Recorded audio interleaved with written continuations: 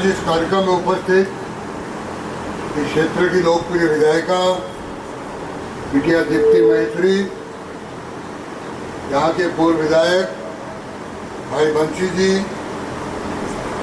इस क्षेत्र के सरपंच, पूर्व सरपंच और पद्मश्री भाई श्याम जी, प्रधान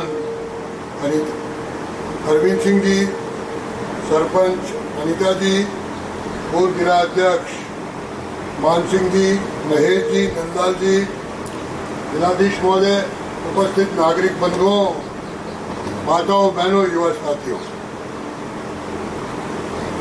लगभग 20-22 वर्ष बाद मेरा इस गांव में आना हुआ है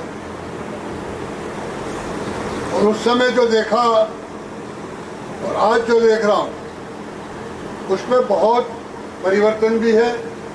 और जो कुछ 25 वर्ष पहले सोचा होगा या 20 वर्ष पहले सोचा होगा, उसको मैं धन्यवाद दूंगा श्याम जी को कि उन्होंने धरती पर उतारा और एक देश भर के लिए एक उदाहरण का केंद्र स्थापित किया।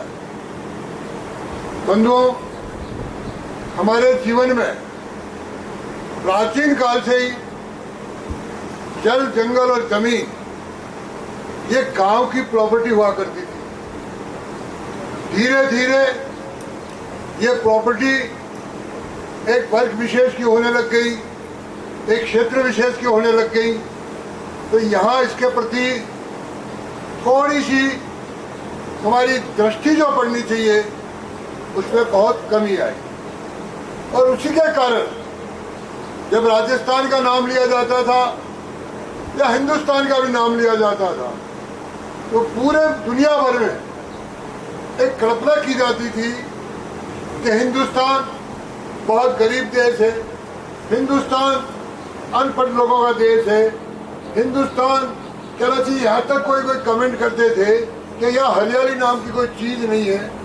लेकिन जब धीरे धीरे ये बात हमारे लोगों के मन में आने लगी तो स्वाभाविक रूप से हम सबके मस्तिष्क में धारणा हुई। बड़े बुजुर्ग कहते थे हिंदुस्तान विश्व गुरु था, हिंदुस्तान सोने की चिड़िया था, हिंदुस्तान में दुनिया भर के लोग अध्ययन करने आते थे।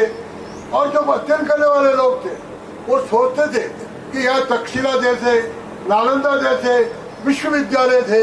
लेकिन पिछले मैं कह सकता हूँ 1800-2000 वर्ष एक ऐसे निकले कि जिसमें हमें गुलामी का कालखंड देखना पड़ा।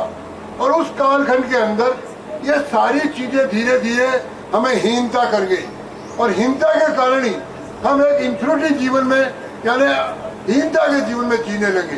लेकिन अब धीरे धीरे सब पता लगा। अब आपको लगता होगा, और सर श्याम जी भी कह रहे हैं कि मैं हिंदुस्तान में आज़ादी के बाद पहला सरपंच हूँ कि मुझे पद्मश्री मिली। श्याम जी मैं बता देना चाहता हूँ, इन 10 वर्षों में और पहले के वर्षों में पद्मश्री को लेकर, कोई परिदृश्य को लेकर बहुत जमीन रात का इंतजार हुआ। पहले शिफारत से दी जाती थी, पहले कोई बड़ा आदमी वैसे ही होता तो दी जाती थी, पहले कोई ढूंढना नहीं हो सकती थी। लेकिन मैं कहूँगा जो यहाँ पढ़ने वाले लोग बैठे, पिछले 10 सालों में चाहे पद्मश्री हो, पद्म विभूषण हो, इन सारे चीज़ों की निकालनी चाहिए ऑफिशियली कि कैसे कैसे लोगों को।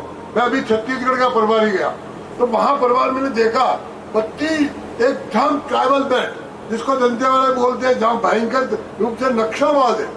वहाँ उस खाली बस्तर जिले में 8 ऐसे मेरे वनवासी बंधु थे जिनको पद्मश्री दी गई है, 10 सालों में दी गई है। तो मैं उन सबको एक बार मिलने गया घर पर, तो आज भी उनके घर पर पक्का मकान नहीं है, लेकिन जो लकड़ी में वो कार्विंग करते, वो कार्विंग दुनिया में कहीं ऐसी हाथ से कार्विंग नहीं मिल सकती। तो नरेंद्र मोदी ने वो कार्विंग पहचानी और इसलिए उस वनवासी को भी, उस आदिवासी को भी पद्मश्री मिली। तो पद्मश्री का थोड़ा दृश्य बदला। हिंदुस्तान विश्व गुरु की ओर जाना चाहिए, ये भी एक प्रेरणा मिली है। हिंदुस्तान वापस सोने की चिड़िया मिले, ये भी हमें मिलना चाहिए। बंधुओं, मैं सिक्किम से आता हूँ।